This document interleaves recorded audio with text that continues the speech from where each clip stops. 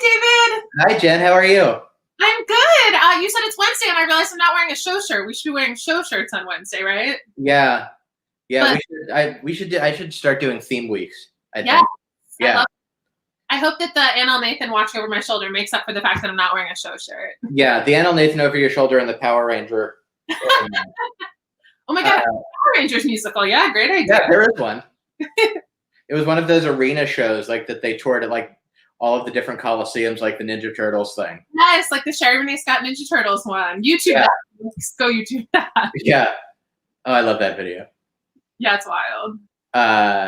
Yeah, so when I do this, I ask the people that I'm interviewing to pick their own topic, and you shot back to me right away with a topic that's near and dear to your heart, I would imagine. Tell us what it is and why you chose it. I thought it would be really interesting to talk about the 2001-2002 Broadway season. It's just a favorite of mine. It was like one of the first times I actually got to see the shows that were on Broadway, so it was special. And that was like my second trip to New York that I got to see like Millie and Urinetown. And I think that like that season has like a lot of nostalgia for people our age and people of all ages. But there were just, I mean, like other than Millie and Urinetown, there's like Mamma Mia, there's Sweet Smell of Success, which is like an underappreciated musical I love. Thou Shalt Not by Jeeves, the Oklahoma revival with It was a really fascinating year. I just named musicals, but there's so many plays too. It was a fascinating year, and obviously like a year that was hugely impacted historically by 9/11 and just occupies a cool place in Broadway history that is interesting. Yeah. Viewers at home, feel free to pop questions in the comments. We will look at them and vet them if you want. So yeah, the 2001 Broadway season. We saw the producers. The producers was my bar mitzvah present. That was the 2000 to 2001 season. Yeah. And we saw that in August of 2001. And then 9/11 happened. My bar mitzvah was 3 days before 9/11. And then the next show we saw after that was Mamma Mia. And Mamma Mia was supposed to open, I guess, later that September, like a couple weeks after. And then they moved it. Yeah.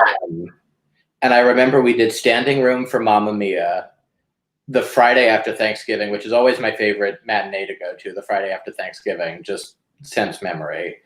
And I was looking over the list, and I'd only seen, we see everything now more or less because we're in the industry, but I only saw 3 or 4 shows that season. And there were so many that I didn't know about.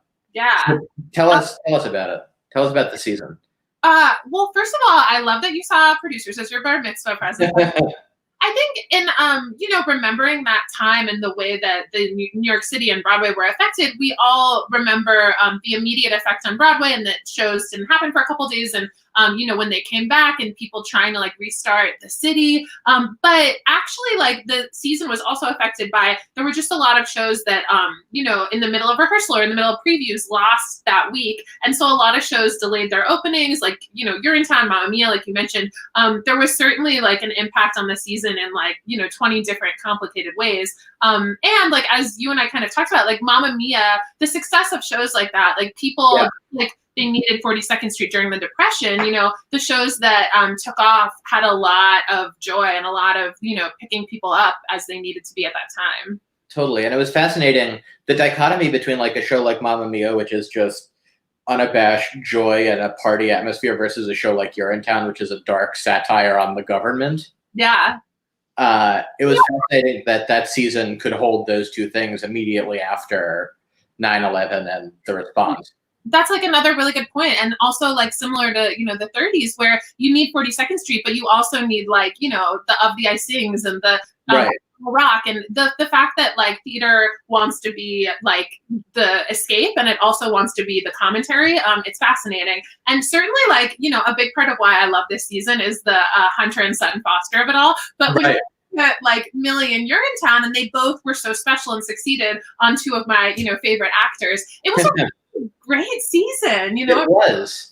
And it was, when I was looking up everything that opened this morning, there were a lot of solo shows that opened on Broadway that season, which I didn't realize. Mandy Patinkin did a one-night show at the Simon on September 10th. And when I looked it up, I was like, oh, it must have like never happened again, because then the next morning, September 11th, the show, it wasn't. It was meant to be a one-night thing. His finale, like encore, which I think is sometimes his finale, like it wasn't just that time, but he sang like Hatikva as like a commentary on like Israeli-Palestinian conflict, and then to listen. And it's like, that was the last thing that a lot of people saw before waking up to like the horrible tragedy of the next morning. I was just like, and Barbara Cook and Elaine Stritch. Elaine Stritch at Liberty. We just watched that the other day for the first time. I'd never seen it. I'd only seen bits and pieces on YouTube, but we watched it on Broadway HD on Saturday afternoon. What's your favorite part? The zip sequence is the one that I always come back to, where she's doing "Call Me Madam" and "Pal Joey" in tandem, and that's one of that video in particular is one of those things that whenever I like get down, I look that up on YouTube just to watch that because she's amazing. Yeah, I love her. I hadn't seen it in years. I never saw it live, but did recording, and I watched it on Broadway HD last week, and I was so struck by how much George C. Wolfe is in it, because he like directed it and put it together. Yeah. And when I saw it years ago, I was like, it was all Elaine Stritch, and then I was just so struck by all of his like, what he did with it. Tell me about that, because now I have to think about it, because like you, I'm obsessed with Shuffle Along. Yeah. I saw Shuffle Along 3 or 4 times over the 6 months it ran. Shuffle Along. I had like a full meltdown over. I've been reading a lot, and I have been very obsessed with Kay Swift, the first ever fully composed Broadway musical, for a long time, and her collaboration with George Gershwin and just her career. And last night I was reading about her and discovered that she saw the original Shuffle Along 6 times, which was things that I had always wondered about, because like I just wondered how those things intersected the same way like I always wondered if Jonathan Larson saw falsettos, and it took me years to find someone that could tell me that. And I was like, I fully was like, oh my God, books are like, religion, like how But anyway, George C. Wolfe, I feel like, allowed Elaine Stritch's performance. He, made it made sense. Like, it was dramatized and chronological and dramaturgically sound, but he lets it go off in like directions where not everything ever fully makes sense. And that's kind of how life is. In a way that I just like love about his work and his influence. There are tangents in it.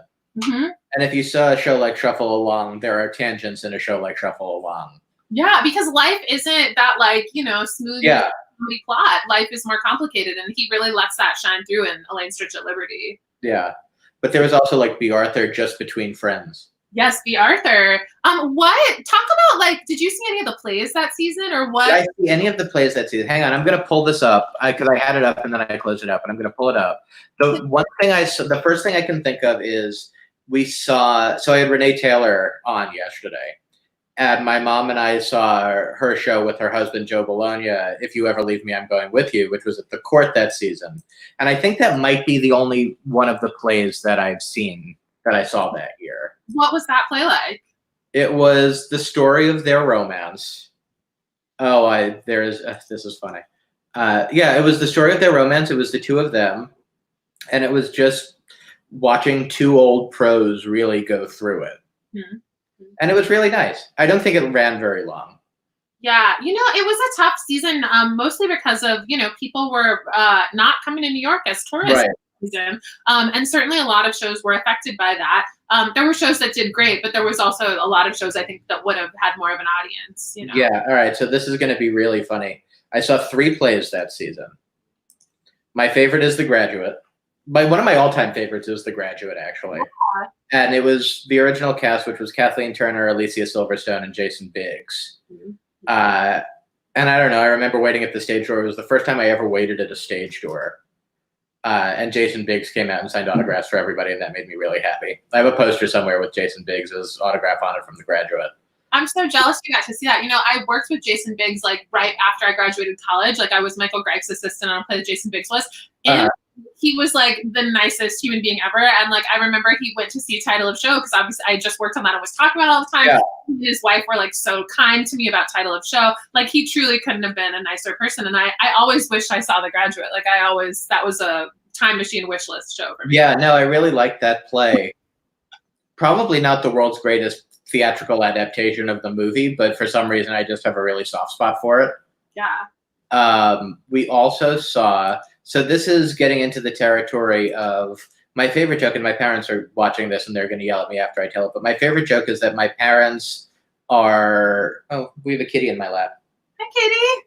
Kitty, did you enjoy Metamorphoses and her name is Kulthum, so she's sort of theatrical related. I love that. No, my joke is that my parents took me to see, because I'm an only child, they're both New Yorkers, big into art, museums, all of that. and they took me to see like Beauty and the Beast and Annie as a kid.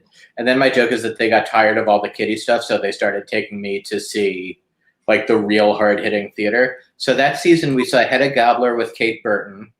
Wow. And The Goat with Bill Pullman. The Albee play The Goat with Bill Pullman and Mercedes Ruehl. And don't forget, I'm 13 or 14 at this point, Hedda Gabler and seeing The Goat. Wow. And The Graduate, which had full frontal nudity, but like, whatever, it's the human body. Yeah. Do you know what's interesting about The Goat is that, that show obviously like was amazing and like raised a lot of controversial waves that season. I was reading about how the Pulitzer Committee famously like tried to avoid giving Edward Albee Pulitzers by a lot of accounts, and like they were so scandalized by the language and the topic of The Goat. But also like they didn't give the Pulitzer to Virginia Woolf because at that time the description of what qualified you for a Pulitzer had to do with like, I'm misquoting it, but it had to do with like right. American content. It was like that. And so the Pulitzer went to Top Dog Underdog, like an incredible play from that season. Yeah. It just was interesting that The Goat, people all thought that The Goat was going to win or should, and just like the Albee Pulitzer conflict of it all. And I remember we went to see The Goat because my grandfather wanted to see it. And my grandmother had died at the end of 2000. And he had heard from all of his friends that The Goat was the play to see. So we all as a family went to see The Goat. Right, yeah. It was family night at an Edward Albee play, and I think it was my first Albee experience, and I had no idea what it was. Wow. What was your like reaction? I have no idea what that was. I wish there are a lot of things that I wish I could have seen older. Mm-hmm. Like I wish I could have seen Hedda Gabler as an old, like now, or The Goat now, or The Graduate now. I'm afraid to see The Graduate now because I don't think I would like it as much as I did back when I was a kid. But like I wish I could see the original production of Top Dog Underdog live as opposed to at the public library on tape. Yeah. My by far number one time machine show from this season though, and then I'm going to make you pick your like number one. Yeah, totally. Sweet Smell of Success, which like I think mine would be that too. Yeah, really? Yeah. Or maybe Thou Shalt Not. Yeah, well, that for a whole other reasons. But, yeah. Sweet Smell of Success is like one of my favorite cast recordings ever for a show that I didn't see. And I feel like just the like, Craig Cornelia is one of my favorites, Marvin Hamlish, just everything about that show and that score and like the ambition of telling that story, like that Darcy James and Kelly O'Hara and John Lithgow, like I so love that show. And every production I've seen of that show, not the Broadway one, I've just been like, oh my God, I wish I had been able to see this. And I remember how sad it was when like, either did it close like the day of the Tony Awards or maybe right after nominations? Like, look that up.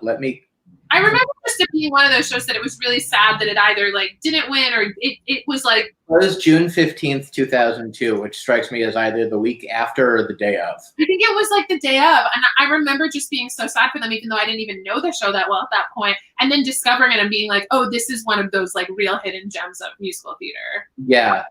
Thou Shalt Not, I would really like to see just because of everything behind it.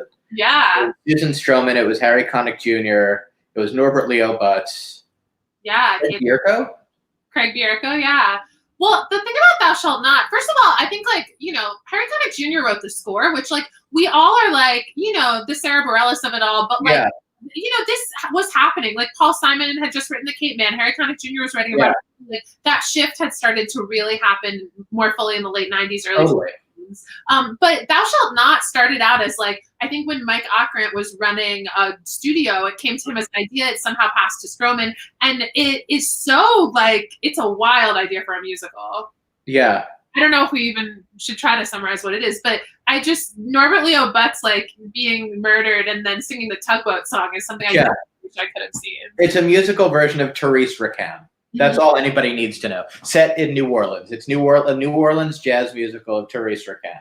Yeah. I remember this is when I was like in high school in Florida. Yeah. And, like one of my friends had gone to New York with her family and seen it. And I was so jealous. And she was like, and she was like a musical theater, nerd as well. And she was like, I'm really sad that that's what we saw. Like, don't be jealous. Yeah.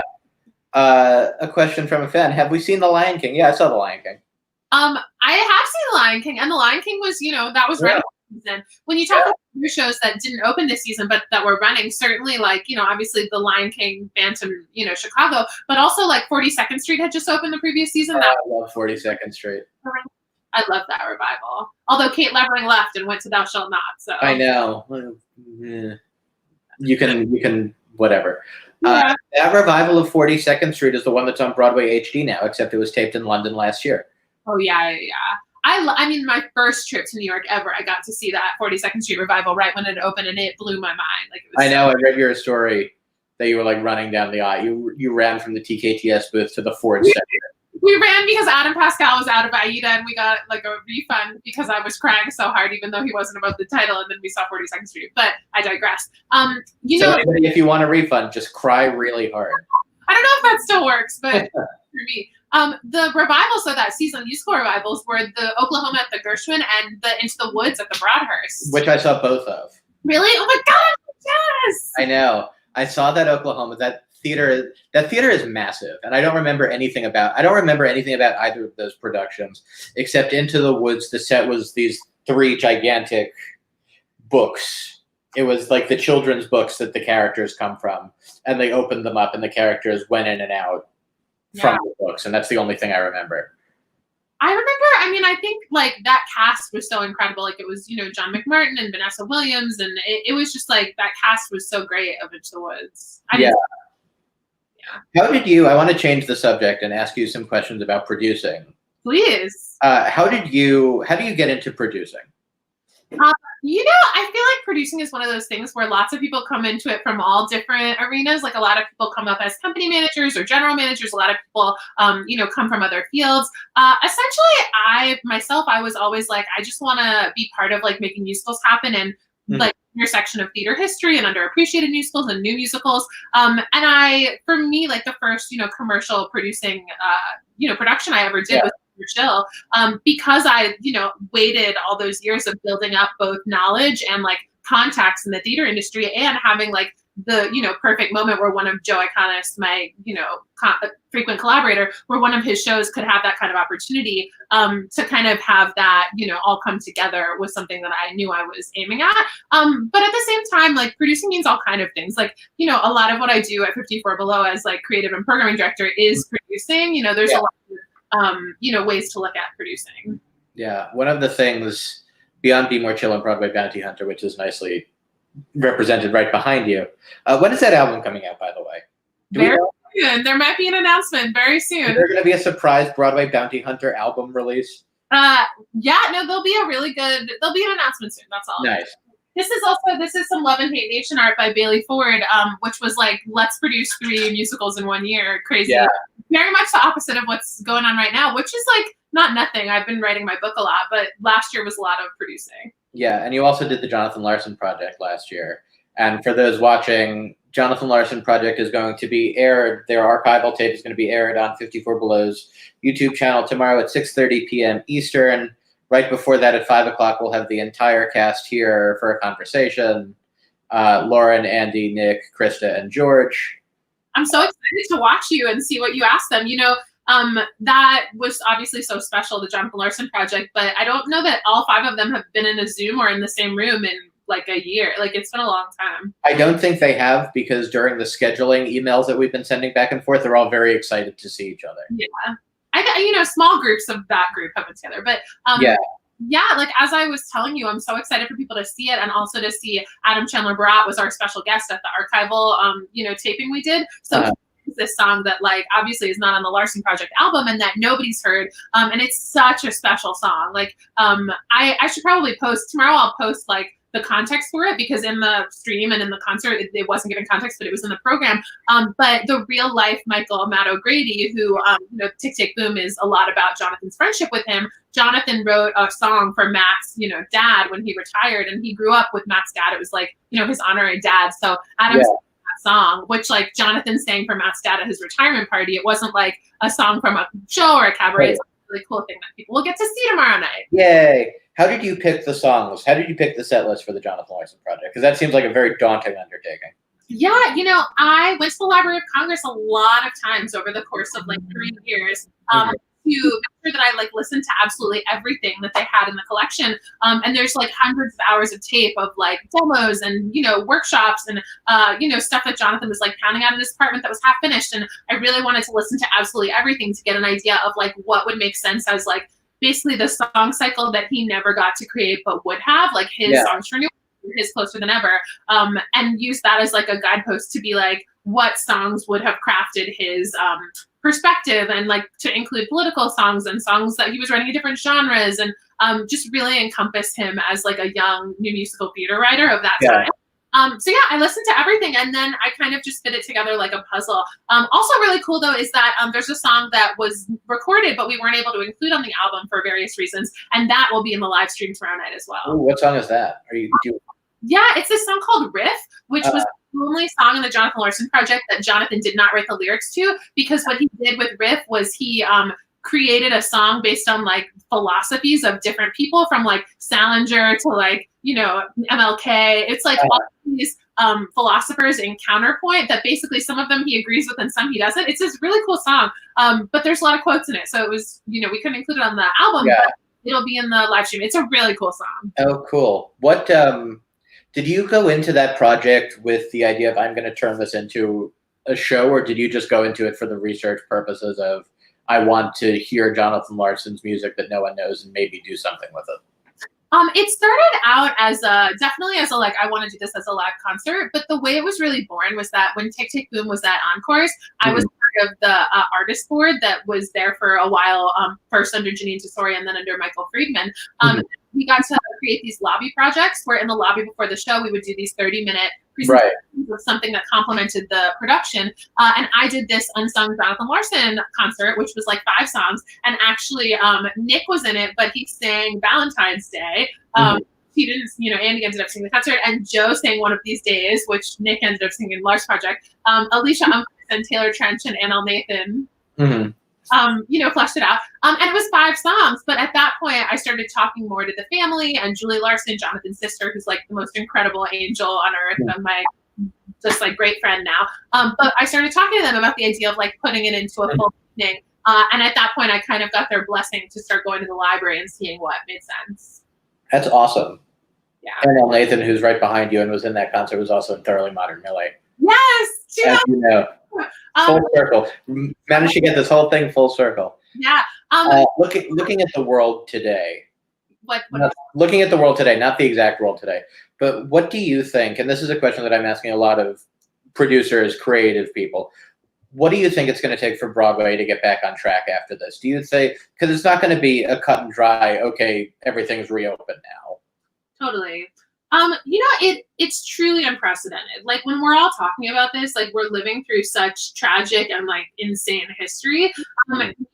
You know, it can feel like, oh, this feels like this other time. Is this like the flu pandemic of 1918? Is this like 9/11 when Broadway's tried to reopen? Yeah. It's not like any of those things. It isn't. It isn't. This is so different in that there's not only like the economic factors, but the safety idea of us all gathering in a room together in a different way than it has been in the past. So I just think, you know, it's going to take government involvement. It's going to take artists, you know, figuring this out together. It's going to be gradual. You know, when things come back, it's not, I mean, people need to rehearse. Shows need to have time. Yeah.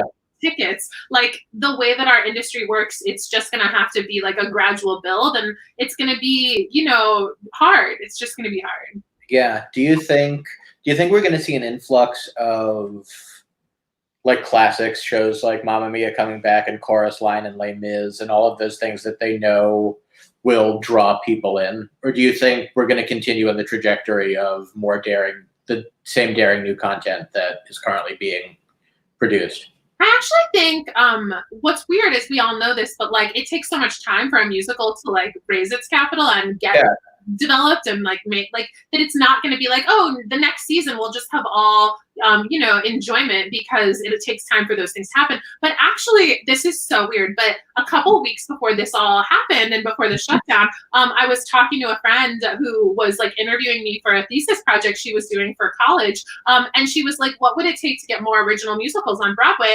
And I said the thing it would actually take would be like a huge financial, you know, crisis. I didn't say like a pandemic. I didn't say, you know, I was like, like a huge financial dip or some like major event where all of the movie studios and songbook catalogs and like major, players in that way were not as interested in Broadway. And so there would be like theaters and space for original musicals, which is super complicated. And obviously what is like those movie studios and songbook catalogs putting their things back to Broadway so we can like restart. So it's not that simple, but at the same time, like, and I do think about Jonathan Larson and his time when there were like empty theaters, but not the means to produce things. I do think that like in a certain way, we might see some weirder stuff and some opportunities for like things to happen that couldn't happen because there wasn't space at the table. So I think it's going to be like both ways. I think we're going to see like people want to see escapism, people want to see political. I think we're going to see like we need the really powerful people to restart things, and then there's like a little more room at the table for like original stuff.